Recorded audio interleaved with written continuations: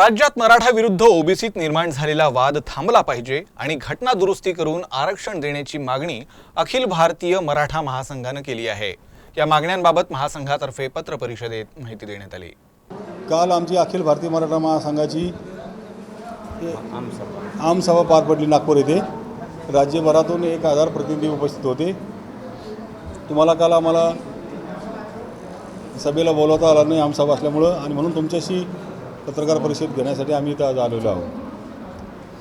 अखिल भारतीय मराठा महासंघाची भूमिका अशी आहे की महाराष्ट्रामध्ये आता मराठा वर्सेस ओबीसी असा वाद चालू आहे, तो वाद थांबला पाहिजे। घटना दुरुस्ती करून आरक्षण मिळालं पाहिजे।